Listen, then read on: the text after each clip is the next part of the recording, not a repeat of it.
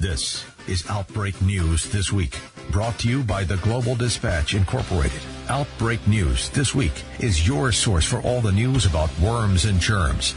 And now, your host, microbiologist and editor of OutbreakNewsToday.com. Here's Robert Harriman. Well, good evening, Tampa Bay, and everyone that's listening online. I appreciate you listening tonight. My name is Robert, and this is Outbreak News This Week. Today is the start of Medical Laboratory Professionals Week 2017. And this is a pretty important day for us that sit behind the microscope and work the instruments, putting out these lab results, and helping to diagnose and give the physicians the information they need to treat patients. This week provides the profession with a unique opportunity to increase public understanding and appreciation for the clinical laboratory personnel and the vital role they play in every aspect of healthcare. So that's going to be today's show, and I have a great panel to talk about the profession. Joining me today is Dr. Suzanne Campbell, Ph.D. She is the president of the American Society for Clinical Laboratory Science, and she's also the Dean of Allied Health at Seward County Community College. Also joining me is Stephanie Noblet. She is a medical laboratory scientist at the Hospital of the University of Pennsylvania. We also have Jasmine Myers. She is a medical laboratory scientist at Texas Health Presbyterian in Dallas, and she's a specialist in microbiology. And finally, somebody we've had on the show before, a fantastic returning guest, a friend of the show, is Dr. Rodney Rohde. He's the chair and professor of clinical laboratory sciences at Texas State University, and he is also the president of the Texas Association for Clinical Laboratory Sciences. And he will also be serving as sort of a co-host with me today. So I appreciate you all being here. Thank you all. And what I'm going to do is I'm going to address the questions to each of you, many of the questions very specifically. However, after that individual answers the question and you feel like there's something you'd like to add, please feel free and do so. And we'll go ahead and get started. All right, let me go ahead and start out with introductory questions for Dr. Campbell and Dr. Rohde. Dr. Campbell, for the general public listening, can you please explain what exactly is a medical laboratory professional, or a MLS, what an abbreviation we're going to use frequently throughout the show? And because most of the public may not even be aware, because we're really an unseen member of the healthcare team. Mm-hmm. Good evening, and absolutely, Robert, you're correct in that assessment. Most of the time, our patients only see us to collect a blood specimen or to give them information on how to collect any other blood or body fluid.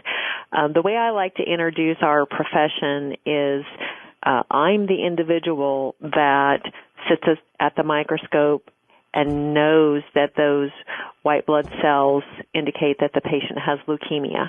Although I don't have MD behind my name, and I can't formally make that diagnosis, as a medical laboratory professional, I know what's normal and abnormal.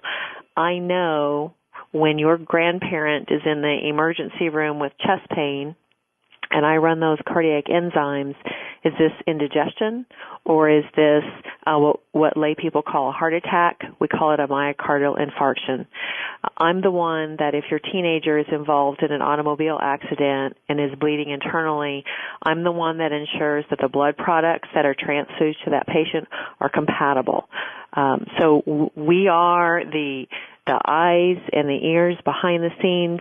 We provide the laboratory data to the physician to enable them to make a diagnosis, to determine appropriate therapy, and move forward towards a positive patient outcome. Very good. Dr. Rohde, welcome back, sir. Yes, thank you, Robert. Yes. Now, what impact does the MLS, the medical laboratory scientist, have under this large umbrella of healthcare, prevention, diagnosis, and treatment of illness and disease? Because we're really providing a lot. We really are. And I know later in the show you're going to ask some of our new professionals about the curriculum and what they do to get into the profession. And it's quite amazing. So I can't wait for your audience to hear that. But for what the impact is for our professions, I really just like to start off by telling the lay public and even other colleagues in healthcare that we really touch all areas of healthcare. And we really do save lives every day, even though most people don't realize that. Interestingly, in most years in the United States, about 7.25 billion lab tests are conducted each year. And I would guess most people in the general public and maybe even other parts of healthcare don't really understand what goes on in the medical laboratory to make sure those are performed accurately and are giving the best information to the physician and the other healthcare team. And really what I think we're doing is we're transitioning as a profession. And I know Dr. Campbell and my other two panel members would agree with me, because I think what's happening is we always will have our foot on that part of diagnosing the infection with respect to the laboratory. But now we're becoming part of the general public seeing and understanding that we are critical to their health. And we are trying to get out of that laboratory in the sense of being advocates for the patient and even for the physicians so that they can do their job and not be worried about some things that we can help them with. Right. Now, if I'm a physician, what percentage of laboratory, what percentage of the information you provide is most important to me in making the diagnosis? I mean, the laboratory, compared to other departments, the X-ray and the EKGs and all that. Laboratory is a very high percentage, right, sir? It's absolutely probably one of the highest. Most published research shows anywhere from around 70 to up to 91%, depending on the resources you use, that the data that we collect on the laboratory testing we perform is utilized by the physician. So in reality, 70 to 90% of what a physician or other healthcare member is using to diagnose and to plan your treatment outcome is due to the work we are doing in the medical laboratory. Right. Just so important. My next question is going to go to Jasmine. And out of the panel, you are the most recent graduate of a medical laboratory scientist program. And you actually graduated at Texas State University. Am I right? That is correct. Yeah. Now, the reason I really wanted to ask this question is I really want the public to realize somebody that gets a bachelor's degree in medical laboratory science or clinical laboratory science, this is a very, very involved, difficult, heavy in the biological sciences, heavy in the chemical sciences degree. So it really takes a lot. Jasmine, can you give the audience a really good understanding about the curriculum you just went through? Yeah. So I graduated from Texas State in the summer of 2015. And some of the things that we learned, well, first off, before you get into the program, you've got to get your prerequisites done. Very science heavy, like you were saying. So some of the classes I took were fundamentals for organic chemistry, fundamentals for biochemistry and metabolism, genetics, microbiology, chemistry 1 and 2, biology 1 and 2, and then, all the other prerequisites.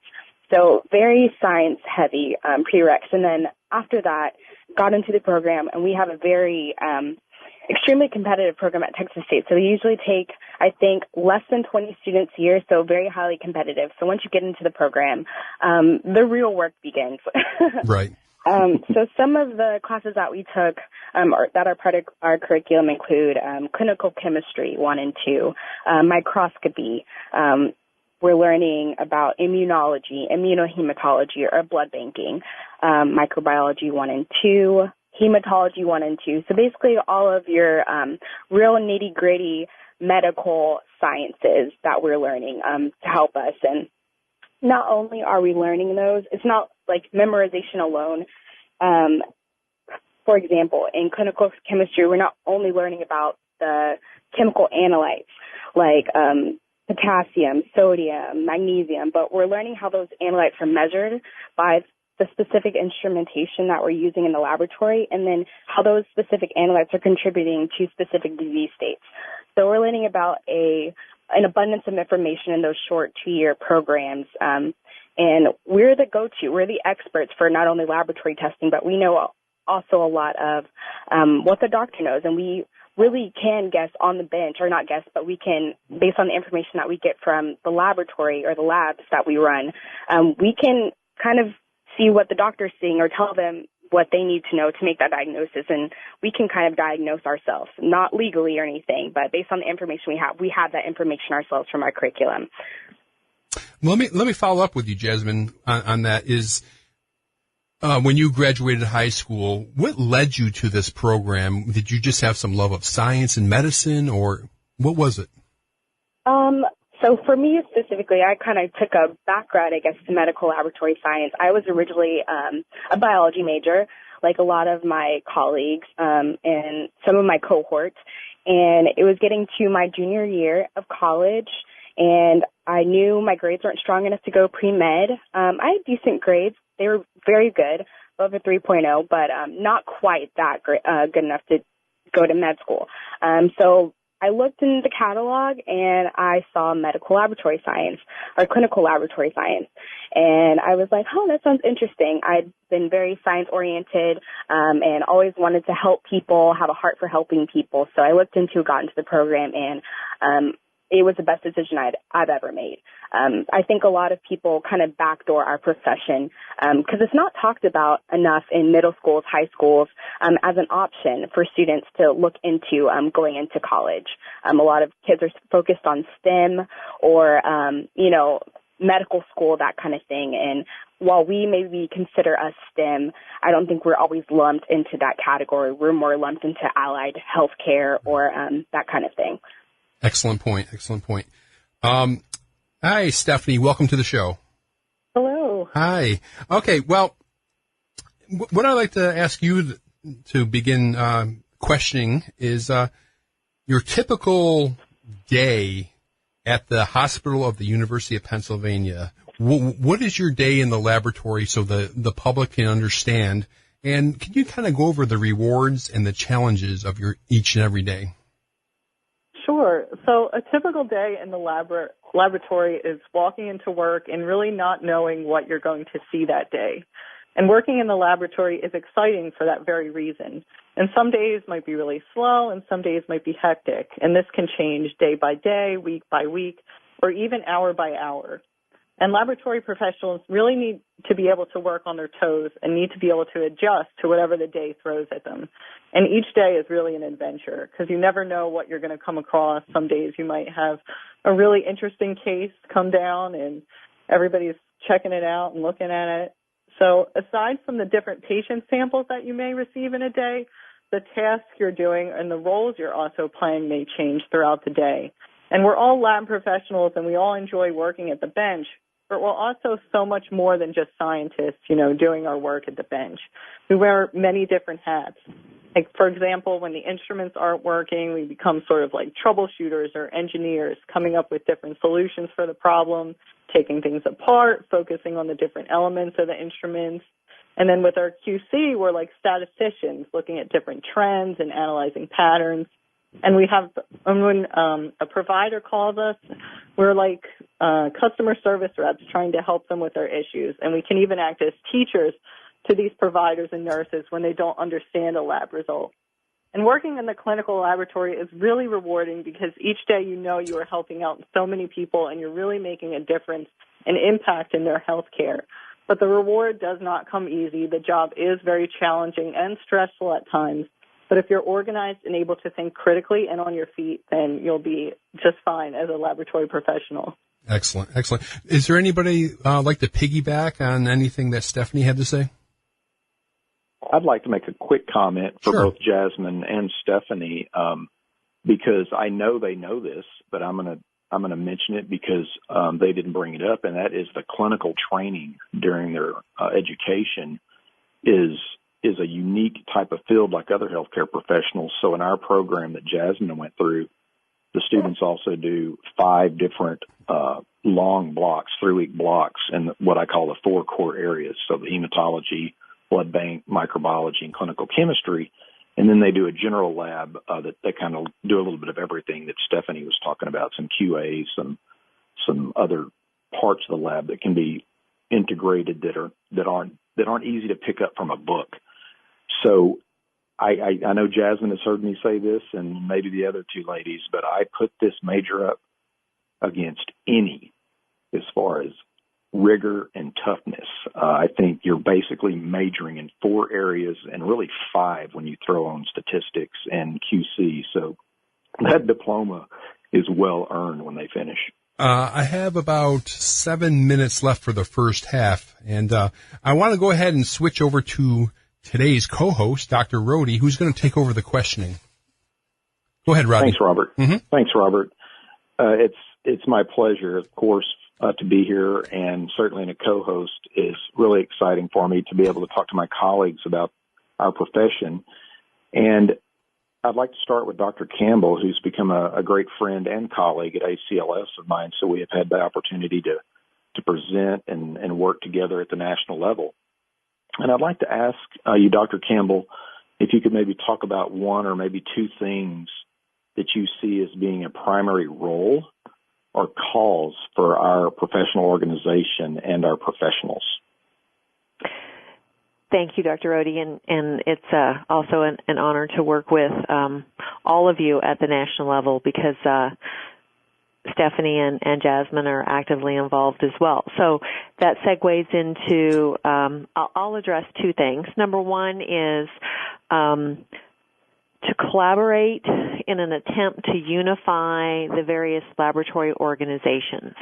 One of the things that I believe that ASCLS struggles with a bit is we have multiple laboratory organizations, and while we come together and collaborate for various items, for example, with our legislative symposium, when our members visit Capitol Hill and talk to our representatives about items, regulatory governance items that would have a negative impact within the clinical laboratory, we as a profession don't have a unified voice, very much like, for example, our nursing colleagues, our respiratory therapy colleagues, that sort of thing. So ASCLS, I believe, plays a large role in our leadership. Our current Executive Vice President, Mr. Jim Flanagan,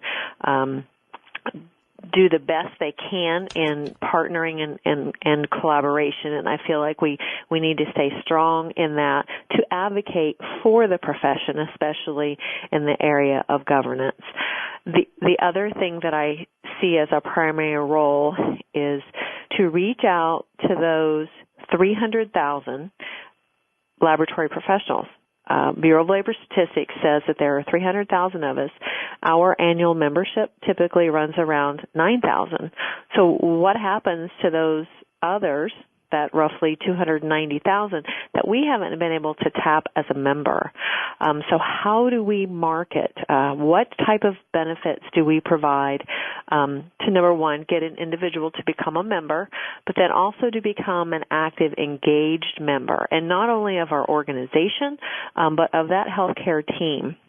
I entered this profession 31 years ago, very much followed the same sequence of Jasmine, thought about medical school, first-generation college student, didn't know how to navigate the system, went and found a healthcare professions book and fell in love with what we then called medical technology. I've never regretted that decision. But we were introverts. We were told to stay in the lab. We were told not to provide information to the patient. Now we're 180 degrees opposite with that. We need to get out of the lab. We need to be the face. We need to be part of that group of professionals that's making grand rounds in those university and those teaching hospitals. And we now have the capability of doing that with a doctorate in clinical laboratory science. So I think getting out there, telling our stories, every opportunity we have, I call it my 30-second elevator speech when somebody asks me what I do for a living. And even though I'm an educator and an administrator now, I will always be a medical laboratory scientist. That's my first love. That's That is great. And, I love hearing that, and I know all of us work really hard to do that. It made me think of something in your answer to maybe give you a moment to comment on, and that is the importance of medical laboratory or clinical laboratory educators and the role that they serve, because we are seeing shrinking ranks for educators. And I know Dr. Campbell, like myself, went back and got her PhD later in her career, and that has become, I think, a great platform for our new professionals to look at as they move forward. Whatever areas they decide to move into, is to find ways to leverage your career with more education. Absolutely. As a new graduate, somebody that was in, for example, Jasmine's position, I thought working in the hospital laboratory would always be what I would do. I never envisioned myself moving to education. And once the children came and the hospital schedules were a little difficult, I had an opportunity to become a program director in the community college setting, actually here at Seward County Community College. And again, have not regretted that decision. The requirement then was for me to earn my master's degree for accreditation purposes, and then the PhD was a personal choice to move up into the administrative rank. So we do need to be having those conversations as an organization. Yes, we need a strong industry, a strong clinical side, but if we don't have educators, we don't have programs. Nationally, we graduate 5,200 graduates annually, but the job vacancy rate is closer to 12,000. And we know that we have an aging laboratory population. We're going to see a mass exodus in the next 5 to 10 years due to retirements. Bureau of Labor Statistics indicates that we have a much higher than average job growth rate. So the role of faculty in training the next generation that's going to take care of me is vitally important. Yes, ma'am. Great point. Dr. Campbell, just one last thing before I transition to the other two. Do you have anything else with respect that you might add around how we as a professional organization can kind of show the world that we are, even though we are in the shadows of healthcare, we are saving lives every day? I know you've become a great advocate in speaking and doing different types of things like this interview, but do you have any other thoughts on that? I think it's still just a matter of taking every opportunity and sometimes creating your own opportunities. Yes. I have a card from a previous ASCLS president, Dr. Kathy Otto, that says, don't wait for opportunity to knock. So I shouldn't sit at my desk and wait for a civic organization to call me and ask to come speak to them. I should be reaching out for any opportunity. Anybody who will listen to me, where I can say to them, yes, I'm a female in healthcare, but you don't want me starting your IV and you don't want me inserting your catheter because I'm not a registered nurse. I'm a medical laboratory scientist. So we've got to get out. We've got to be proud of who we are. We've got to promote who we are. So we've got to create those opportunities to deliver that message that, yes, we do save lives every day. Okay. Okay, the panel, I'm up against a hard break, so we're going to have to hold on for a second, and we'll bring you back after the break. Again, the website, outbreaknewstoday.com, outbreaknewstoday.com. After the break, more about Medical Laboratory Professionals Week 2017.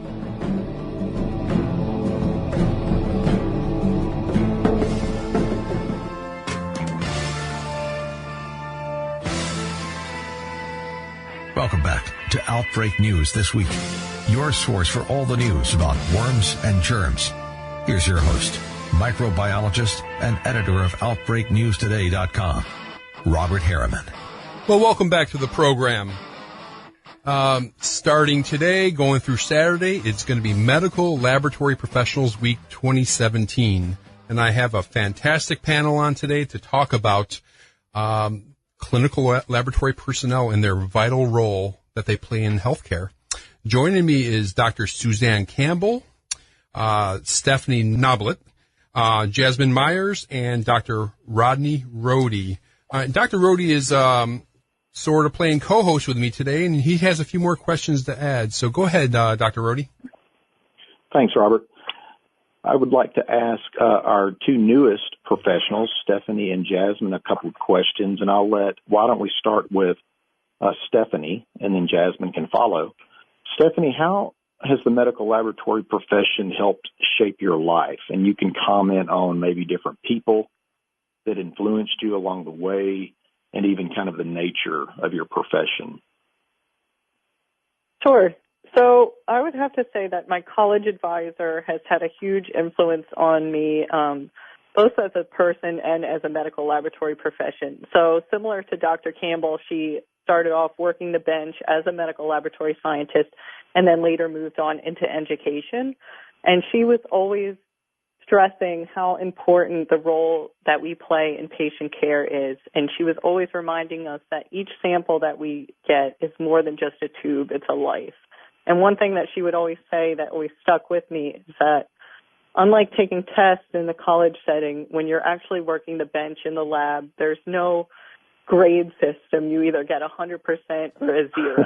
And that was always something that really stuck to me and really reminded me just how important the role that we play in people's healthcare is.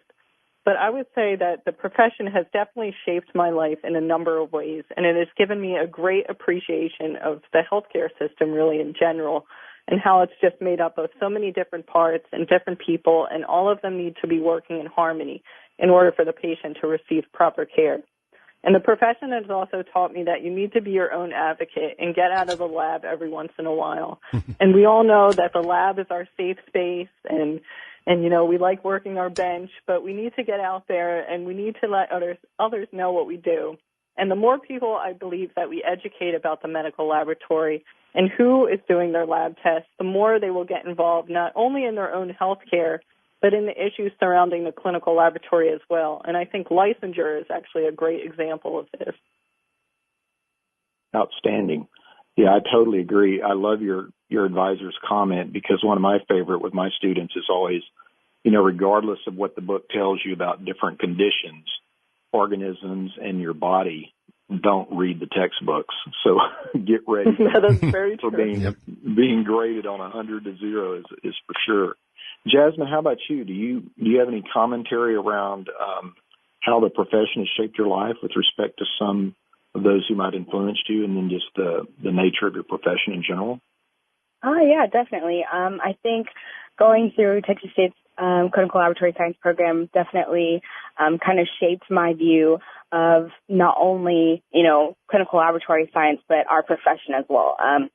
I think you personally, Dr. Odie, and all the Texas State faculty have made such a big impact on me personally and made such a big deal about the fact that we are professionals. We're not just, you know, lab workers, but we are medical professionals. And the importance of, you know, being a professional is you have a professional organization to join. And joining ACLS in 2013 has been literally one of the best decisions I've ever made in my life.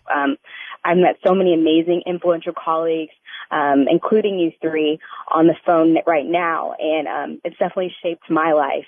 And I think not only that, but just being on the bench now as a microbiologist in such a huge health system such as Texas Health Resources has really shaped my view as well. Like, kind of to piggyback off what Steph said, but you know, as medical laboratory scientists, we are part of a bigger picture, and we provide a big picture with all the labs we run and we provide. But interprofessionalism is so important, and like Dr. Campbell was saying, with the introduction of the DCLS, I'm really excited to see us kind of get out of the lab and be more social, be more part of that big patient picture, what the patient sees, and the information that we're able to provide. I think a lot of our other professionals in the healthcare on the healthcare team don't really realize the impact that we have and all the information that we can provide to them. It's just, you know, utilizing us in the best way possible and us advocating for ourselves as laboratorians as well. Absolutely. I know the panel agrees with you.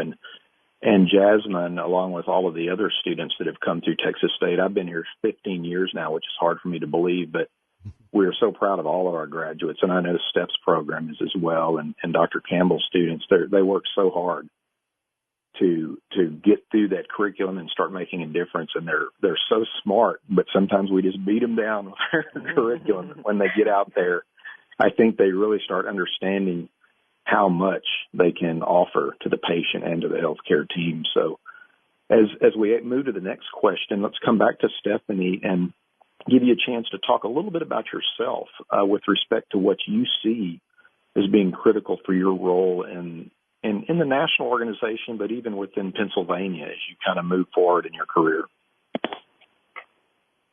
So I think new professionals play a really critical role in, both ASCLS, our organization, and also just the profession in general.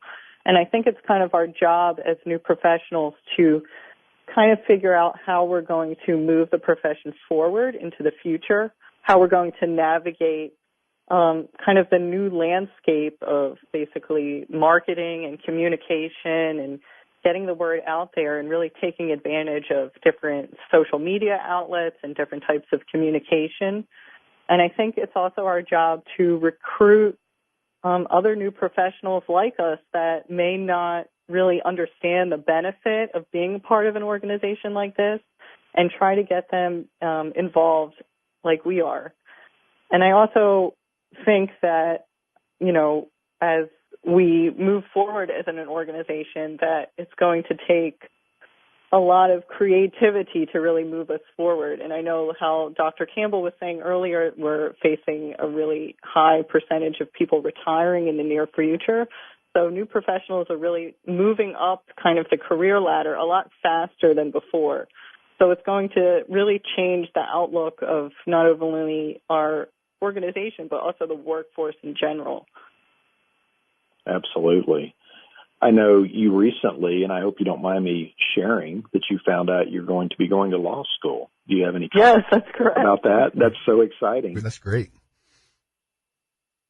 Yeah, so I am going to law school. I'll be going to Drexel Klein School of Law here in Philadelphia. So I decided to go to law school after several years being involved in ASCLS. I was lucky enough to be a part of their Government Affairs Committee, or GAC, and have been privileged enough to attend the legislative symposium that ASCLS holds every year in March for the past 4 years.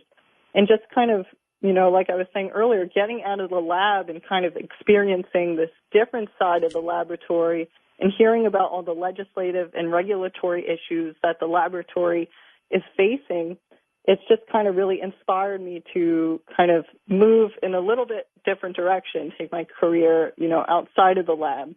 But my goal is definitely to always have the laboratory in mind. I would really like to, work full time with these regulatory issues affecting the laboratory, really be an advocate for the laboratory out in D.C. I can't wait. That's going to be great. Excellent. How about you, Jasmine? What do you see as being critical for your role, not only just currently, but as you move, forward in the next 5 or 10 years? I think it's going to be really about developing our future leadership, kind of like Steph said. The silver tsunami is coming, as we like to say. Hey now. As more and more seasoned professionals are beginning to retire or think about retirement, and they're really looking for us not only in the organization ASCLS, but, on the bench to move up into those leadership roles maybe faster than we would have thought. So we see a lot of my colleagues going back to school, getting those MBAs, getting those MHAs, things like that. And not only that, but I think mentorship, and Steph has really pioneered mentorship in the committee within ASCLS, which has been really amazing, and I'm so excited to see what that's going to turn into. But we really need to, I think, mentor our students going into new professionals and new professionals going up into the ranks of the organization and on the bench. It's kind of like we get thrown into the laboratory or the organization per se, and we're kind of like, all right, now what? So I think we'll see a big need for mentorship in these next couple of years, definitely. And then also, I think as a new professional and as a student, it's our job to advocate for our profession in the middle schools and the high schools. Get those young minds really interested in other things besides medicine or medical school, or STEM, engineering, things like that. Because medical school is not for everybody. Neither is engineering, mathematics, that kind of thing. And as somebody, I think we all are very passionate about science, but maybe not in the traditional ways that we heard about going through school. So I think we definitely need to really, really kind of start at those middle school, high school, even elementary school levels to get science-minded children and kids really interested in our profession, and know that they have that option going forward. Absolutely. Thanks so much, Jasmine. All right. Well, that was some fantastic answers, and I really wanted to piggyback on Stephanie's great news, and also on some of the stuff Jasmine said and I would like to ask the more silver-haired professionals, because both Dr. Campbell and Dr. Rohde pursued a doctorate later. Can you guys, either you guys or both, discuss some of these career opportunities that you can engage in the future after some experience on the bench? Take it away, Dr. Campbell. All right. Well, for example, a classmate of mine that we finished medical laboratory science program together many years ago worked for about a year and a half in blood bank. That was her area of expertise in a relatively large hospital. But for the majority of the last 30 years, she's been a pharmaceuticals representative. And so her knowledge of microbiology and antimicrobial agents has served her well with that. Obviously, we've talked about the move to education. Dr. Rohde is heavily involved in conducting research and publishing, so the researcher part of that. Moving into pharmacology, those sorts of things. And I apologize, I had one other on the tip of my tongue, and now it is just left me. But there are infection prevention. That's where I was headed. Oftentimes, and I know Dr. Rohde's on board with me with this. Oftentimes, those positions are almost pegged or labeled as a registered nurse position. But again, they don't, and I love my nursing colleagues, but they don't have the strong science background that we do as medical laboratory professionals. So in infection prevention specialist areas, again, that understanding of infection control, microorganisms development of resistance to those antimicrobial agents, understanding culture results and those sorts of things. I have a colleague that just made that transition from RN to infection prevention, and she's lost because she doesn't understand the microbiology part of that. So it's a huge learning curve, whereas if I had stepped in, Dr. Rohde, Stephanie, Jasmine, any of us with our medical laboratory science, they're just things that we're very well suited for. Oftentimes the easiest place, not the work, but as far as finding employment, is that full-service hospital laboratory.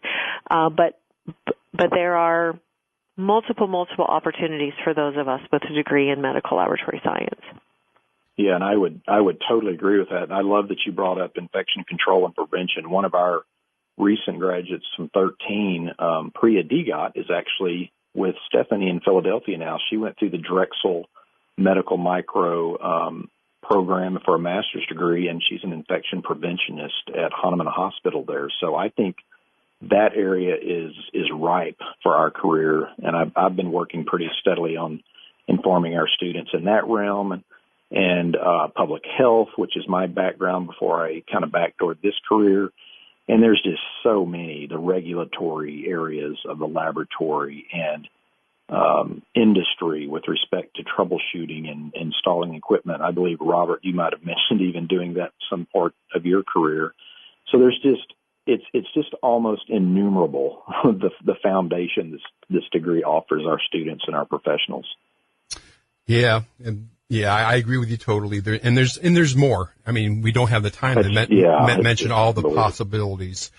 So it's really a very, very flexible type of degree. One of my favorite sayings to parents that come with their 20-year-old, if they're with them when they're visiting our program and thinking about it, I always tell them, look, when your child graduates, the only reason they don't have a job is because they don't want to work.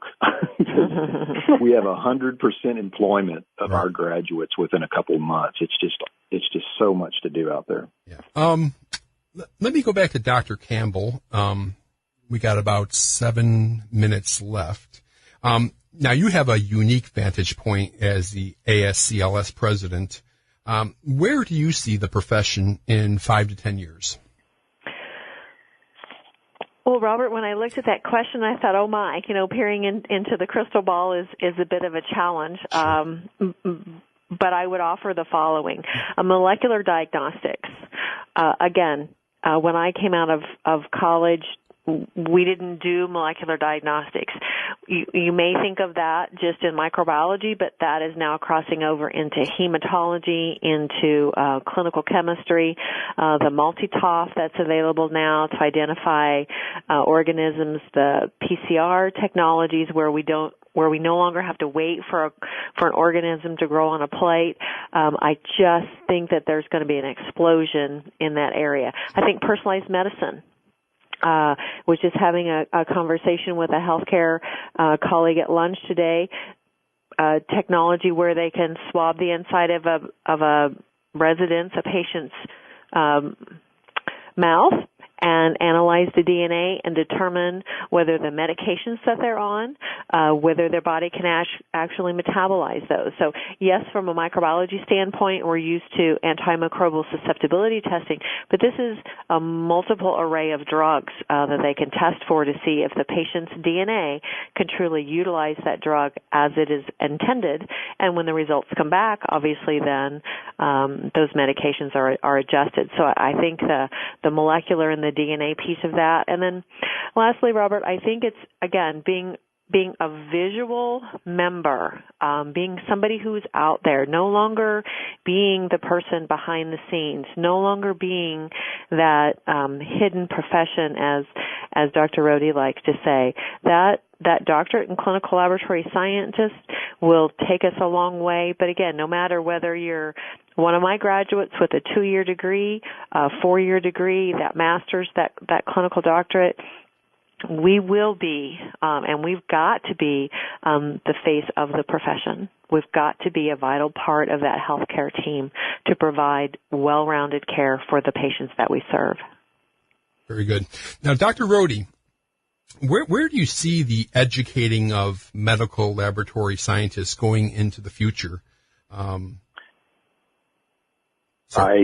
I think Dr. Campbell kind of started us on that answer, and I totally agree. I think moving into the next 5 to 10 years and maybe sooner, we are going to see more master's programs. I know Texas State, we are investigating that. That's on my strategic plan moving forward, with actual routes into infection control and other specialties. And the doctorate in CLS, there's one in Rutgers up in New Jersey, and there's one at UTMB in Galveston here in Texas. And I think in the next few years, as those first cohorts start rolling out of those plans and start working, and we are going to see their value. And I think, as Dr. Campbell said, it's up to us to promote that and to make sure even those new doctorates of CLS continue to transition and keep recruiting and keep pulling our profession forward. I wouldn't be surprised, and I would be very happy to see our profession move forward into graduate types of career movement, much like PT did, physical therapy and pharmacy, to where the terminal degrees are at the doctorate level. I think our education now, and I know Jasmine agrees with me, I used to say this, I think our degree is a master's already. I just think it's so difficult to do. But the profession has just always kind of been at that associate's and bachelor's level. So that's where I think it's going. And I think we will continue to have to be adaptable to the molecular and the proteomic types of explosions that are going on with respect to all areas of the lab. There's a new technology out in the last 6 months or so that you may have seen called CRISPR. Mm-hmm. That is some exciting areas to be watching. And I just think our students are going to be challenged, and our professionals, to continually realize that they're going to be lifelong learners. Okay. Well, I'm about out of time, so I'm going to go ahead and wrap things up here. And I wanted to thank Dr. Suzanne Campbell, Stephanie Noblet, Jasmine Myers, and Dr. Rodney Rohde. And I appreciate you guys coming on the show for this very special week that comes upon us every year. And I appreciate it very much. Thank you, Robert. So much. Okay. Thank you for the opportunity. You. All right. Y'all take care. Thank you so much. Okay. Again, starting today is Medical Laboratory Professionals Week 2017.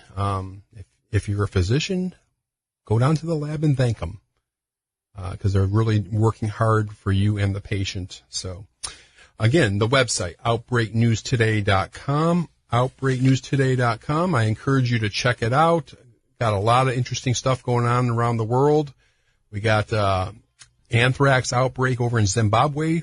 How did these people get anthrax? Well, they were eating tainted hippo. So you can check out that story. We got a lot of measles problems going on here in the U.S. and around the globe. So check that out too. And I will close there. And I wanted to thank Ace for running the show. And I will see you next week on Outbreak News This Week. Good night, and God bless.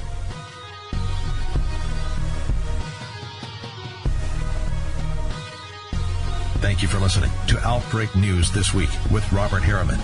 If you missed any part of today's program, you can listen to the podcast anytime on our website, outbreaknewstoday.com. Make sure to join us here next week for Outbreak News This Week with Robert Harriman.